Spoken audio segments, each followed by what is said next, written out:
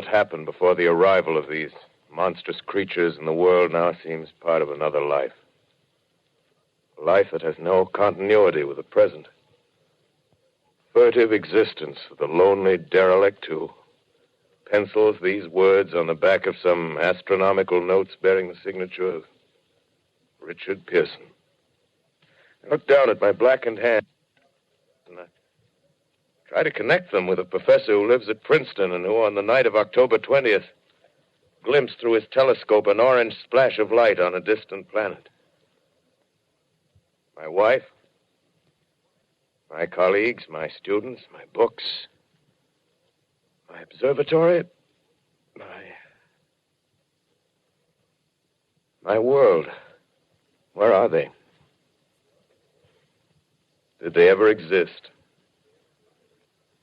Am I Richard Pearson? What day is it? Do days exist without calendars? Does time pass when there are no human hands left to wind the clocks? Writing down my daily life, I tell myself I shall preserve human history between the dark covers of this little book that was meant to record the movements of the stars. But to write, I must live, and to live, I must eat. Find moldy bread in the kitchen and an orange not too spoiled to swallow. Keep watch at the window. Time to time, I catch sight of a Martian above the black smoke. The smoke still holds the house in its black coil, but at length there's a hissing sound, and suddenly I see a Martian mounted on his machine, spraying the air with a jet of steam as if to dissipate the smoke. I watch in a corner as his huge metal legs nearly brush against the house. Exhausted by terror, I fall asleep. Morning. Sun streams in the window. The black cloud of gas is lifted, and the scorched meadows to the north look as though a black snowstorm had passed over them. I venture from the house. I make my way to a road, no traffic. Here and there, a wrecked car, baggage overturned, a blackened skeleton. Push on north. For some reason, I feel safer trailing these monsters than running away from them. And I keep a careful watch. I've seen the Martians feed. Should one of their machines appear over the top of trees, I'm ready to fling myself flat on the earth. Come to a chestnut tree. October. Chestnuts are ripe. Fill my pockets. I must keep alive. 2 days I wander in a vague northerly direction through a desolate world.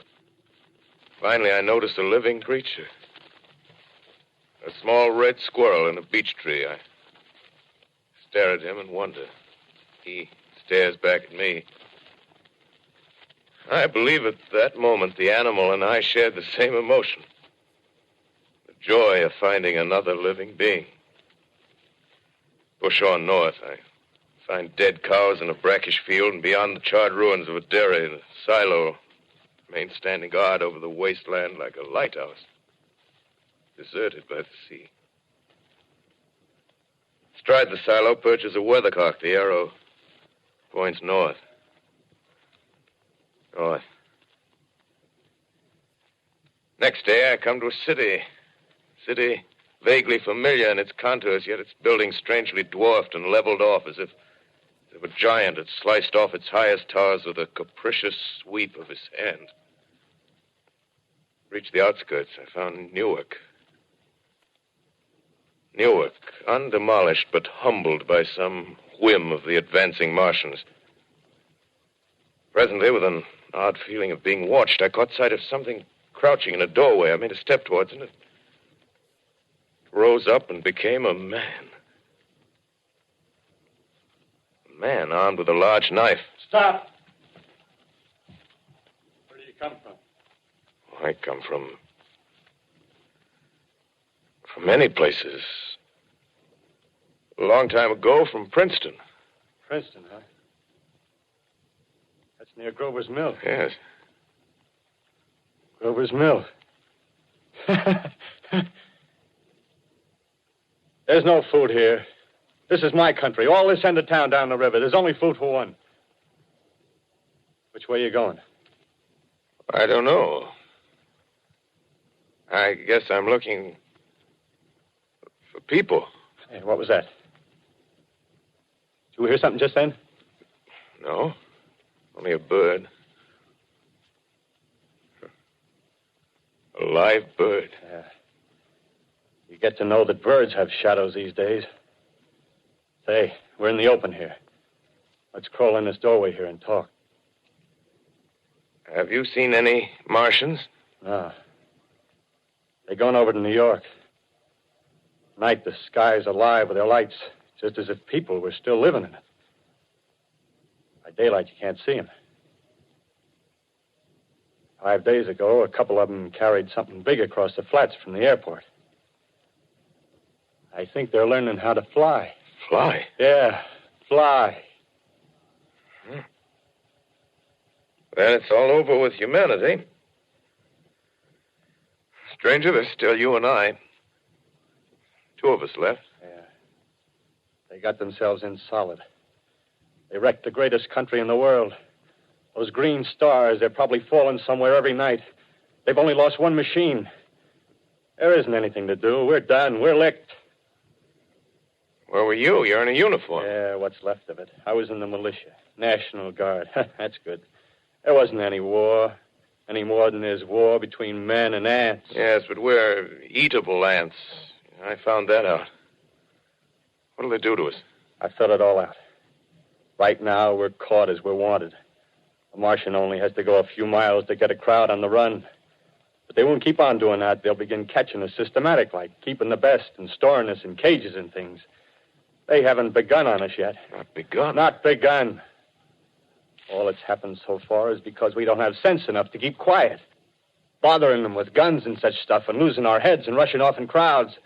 No, instead of our rushing around blind, we got to fix ourselves up. Fix ourselves up according to the way things are now. Cities, nations, civilization, progress. Yes, but if that's so, what is there to live for? Well, there won't be any more concerts for 1,000,000 years or so and no nice little dinners at restaurants. If it's amusement you're after, I guess the game's up. What is there left? Life, that's what. I want to live. Yeah, and so do you.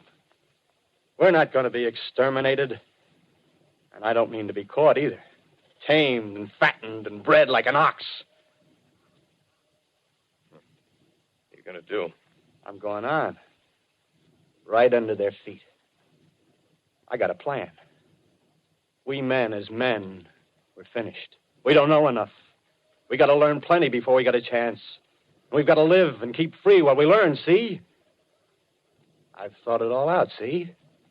Well, tell me the rest. Well, it isn't all of us that are made for wild beasts. That's what it got to. That's what it got to be. That's why I watched you. Watched you. All those little office workers that used to live in these houses. They be no good. They haven't any stuff in them. They used to run off to work. I've seen hundreds of them running to catch their commuter's train in the morning, afraid they'd get canned if they didn't. Running back at night, afraid they wouldn't be in time for dinner. Lives insured and a little invested in case of accidents. Yeah, and on Sundays, worried about the hereafter. Well, the Martians, they'll be a godsend for those guys. Nice, roomy cages, good food, careful breeding, no worries. Yeah, after a week or so of chasing around the fields on empty stomachs, they'll come and be glad to be caught. You've thought it all out, haven't you? Sure, you bet I have. That isn't all. These Martians are going to make pets of some of them. Train them to do tricks. Who knows, get sentimental over the pet boy who grew up and had to be killed. Yeah, and some maybe, they'll train to hunt us. Oh, no, it's impossible. Human Yes, they will. There's men who do it gladly. If one of them ever comes after me, by... In the meantime, you and I and others like us, where are we to live when the Martians own the Earth? I got it all figured out. We'll live underground. I've been thinking about the sewers. Under New York, there are miles and miles of them. The main ones, they're big enough for anybody. Then there's cellars, vaults, underground storerooms, railway tunnels, subways. You begin to see, huh? We'll get a bunch of strong men together. No weaklings. That rubbish, out. As you meant me to go. All right. Give you a chance, didn't I? Won't quarrel about that. Go on. Well, we got to make safe places for us to stay in, see? Get all the books we can. Science books. That's where men like you come in, see? We raid the museums. We'll even spy on the Martians. May not be so much we have to learn before... Listen. Just imagine this. 4 or 5 of their own fighting machines suddenly start off. Heat rays right and left. Not a Martian in them. Not a Martian in them, see? But men. Men who've learned the way how. May even be in our time. Gee. Imagine having one of them lovely things with a heat ray wide and free. We'd turn it on Martians. We'd turn it on men. We'd bring everybody down on their knees. That's your plan. You, me, a few more of us. We'd own the world. I see. Hey. Hey, what's the matter? Where are you going? Not to your world. Bye, stranger. Well, after parting with the artilleryman, I came at last to the Holland Tunnel, entered that silent tube, anxious to know the fate of the great city on the other side of the Hudson. Cautiously, I came out of the tunnel and made my way up Canal Street. Reached 14th Street, and there again were black powder and several bodies and an evil, ominous smell from the gratings of the cellars of some of the houses. I wandered up through the 30s and 40s, stood alone on Times Square, caught sight of a lean dog running down 7th Avenue with a piece of dark brown meat in his jaws and a pack of starving mongrels at his heels. Made a wide circle around me as though he feared I might prove a fresh competitor. Walked up Broadway in the direction of that strange powder, past silent shop windows, displaying their mute wares to empty sidewalks. Past the Capitol Theater, silent, dark. Past a shooting gallery where a row of empty guns faced an arrested line of wooden ducks. Near Columbus Circle, I noticed models of 1939 motor cars in the showrooms facing empty streets. Over the top of the General Motors building, I watched a flock of black birds circling in the sky.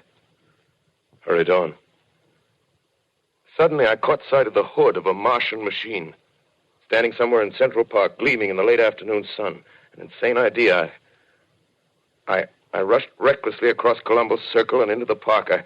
I climbed a small hill above the pond at 60th Street, and from there I could see, standing in a silent row along the mall, 19 of those great metal titans, their cowls empty, their steel arms hanging listlessly by their sides. I looked in vain for the monsters that inhabit those machines. Suddenly, my eyes were attracted to the immense flock of black birds that hovered directly below me. They circled to the ground. And there before my eyes, stark and silent, lay the Martians with the hungry birds.